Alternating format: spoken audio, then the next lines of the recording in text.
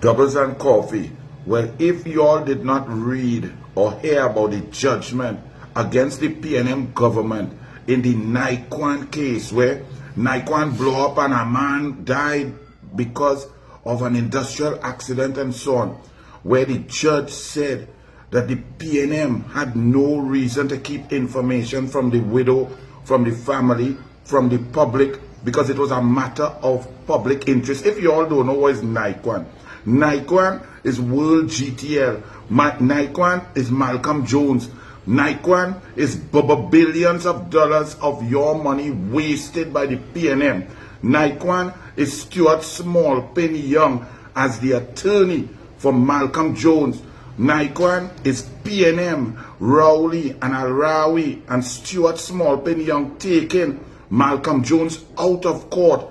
That Naquan is where the Privy Council said, but what is going on in Trinidad and Tobago that a case that a Minister of Communications could say beforehand that Nelson, Queen's Counsel back then, now King's Counsel, Nelson Gate intricately linked, that Nelson gave a detailed opinion that the case was strong, and then just so, when the PNM won, they tried to hide that too. He gave a one paragraph saying, hey, this case ain't good. Take Malcolm Jones out of court. The PNM announced to the world that the case might be weak, and then they took it out.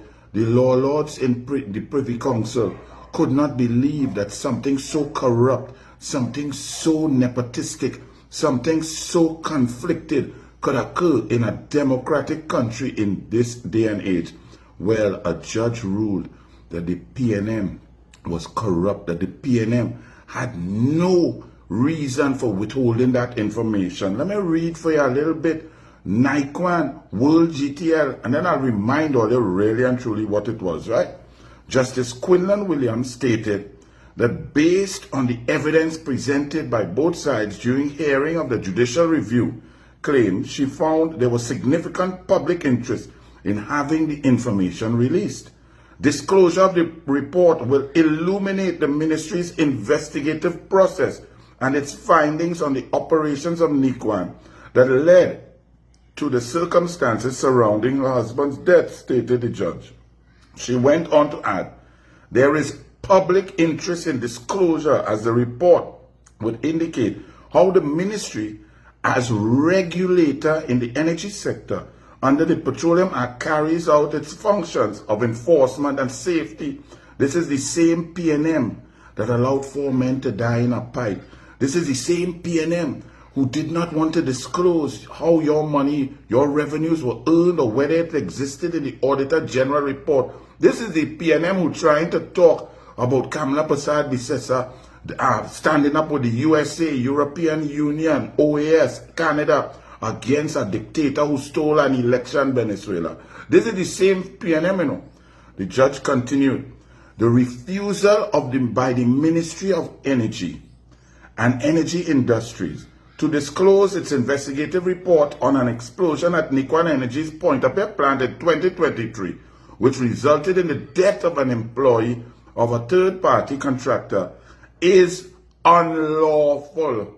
The PNM is unlawful. Stuart Smallpin Young is unlawful. Rowley and his whole band, including Penny, is unlawful.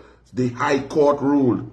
It appears to this court that the defendant's unwillingness to disclose the report arose through secrecy. Yes, remember Rowley and his secrecy? Well, the judge said PNM, the motivation was out of secrecy and reasons of self-preservation.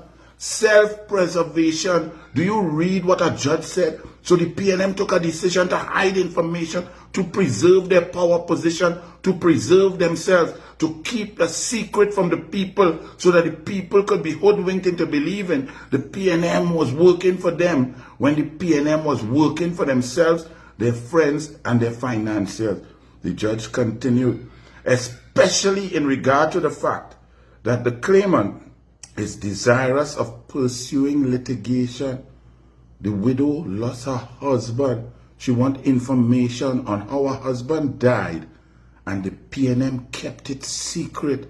And Smallpin trying to defend this up to now. Smallpin, not even a cocktail of epic proportion would return Smallpin to any sense of normalcy, conscience, propriety, and righteousness. Justice Quinlan Williams also said the ministry's officials had a duty to seek the views of individuals and entities in the report before completing it. The ministry cannot use a breach of their duty as an excuse to keep the report secret under the guise of public interest.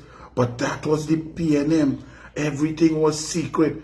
COVID, secret. Funding, secret. Auditor General, secret. Decision, Delcy Rodriguez, PDVSA, secret. Maduro, secret. Barrier Divers, secret. The PNM, secret. All you see it from a judge now. In determining the case, Justice Quinlan Williams criticized the ministry for responding outside of the 30-day deadline. You see the law. PNM don't care about the law. When you make a freedom of information request, you have 30 days to respond.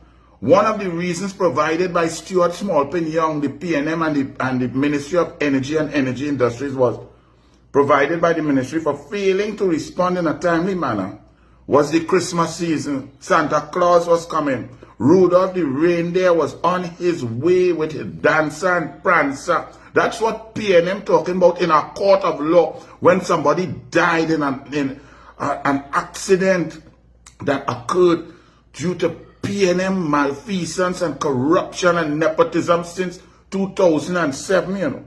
But the judge said the Christmas season was not a valid excuse. The court found that the reliance on the Christmas holidays without more was a poor reason for breaching the duty to inform the claimant as soon as practicable.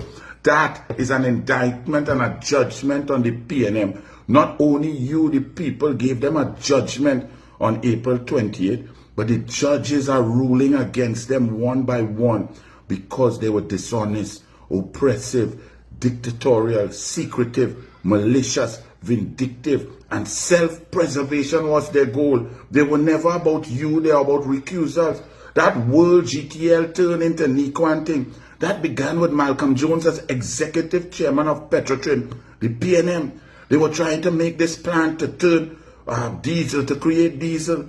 And Malcolm Jones single-handedly of the PNM took more and more millions into billions of your dollars and invested in this plant because the people who came was a fly-by-night company, just like when Rowley and them wanted to bring 2 electricians to buy a refinery. Fly-by-night companies. Rowley and Smallpin and the PNM, anything to do business, always have a company with a track record of corruption, Trafigura, PTE, OANA, all over the place. Companies that have questions to answer. Then they put out your money, billions of dollars. The plant then collapsed and failed. The new government under Kamala Persad-Bissessar came in 2010 to 2015. We investigated this. The Attorney General put Malcolm Jones in court to try and recover some of your money. There was a PS called Alison Due Diligence Lewis, who was the permanent secretary in the Ministry of Finance, supposed to be apolitical, impartial, and guiding. She advised the cabinet that project was dead, that no further investment could ever bring anything out of that. So the cabinet decided to leave it, to let it go, and to just try to do what's best, maybe eventually sell the assets and so on as scrap, because the advice, especially from Alison Due Diligence Lewis, who later became a PNM chairman of the port, who allowed Rowley and Smallpin to buy ferries, who then went on the board of Naquan, the same Naquan you're talking about now. She jumped on the board with a former independent senator and then went on that. They got money. The PNM came into election on email gate with Keith Rowley lying in the parliament and Stuart Smallpin Young defended them in email gate. That's where they met. That's where your selected PNM Prime Minister of a day came from, defending Rowley in email gate. Rowley came in, and the very first action, Faris Al-Rawi was Attorney General. Stuart Smallpin Young was a minister in the Ministry of the Attorney General. They pulled out the case against Malcolm Jones. Stuart Young failed to tell you all back then. He did not disclose that he was Malcolm Jones' attorney beforehand. Malcolm Jones came out of court. Rowley put him on the Energy Advisory Committee. The law lords could not believe. And you know whose advice they move on to withdraw a case for £100 million, $1 billion? The Queen's Counsel Nelson of Nelson Gate fame later on, where you saw that Nelson had done an indemnity with Faris Al-Rawi to go after 2 former UNC ministers and senators.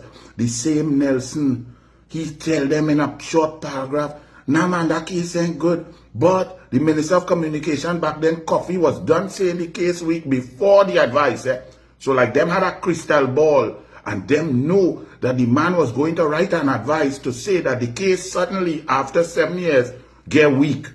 That is the PNM. That is Naquan. Then Franklin Can and the PNM gave your assets, your $1 billion of assets to Naquan, to the boy, the PNM financier, the man who get land and thing all over the place. You know what they gave them it for? 10 million US and $25 million US in preference shares, which is actually worth $0. So they gave away billions of dollars of assets for 10 million US. The PNM didn't stop there. Franklin Can, there's something called ministerial gas, which means the Minister of Energy representing the people of Trinidad and Tobago could give a project some gas to operate. The PNM gave Naquan that gas.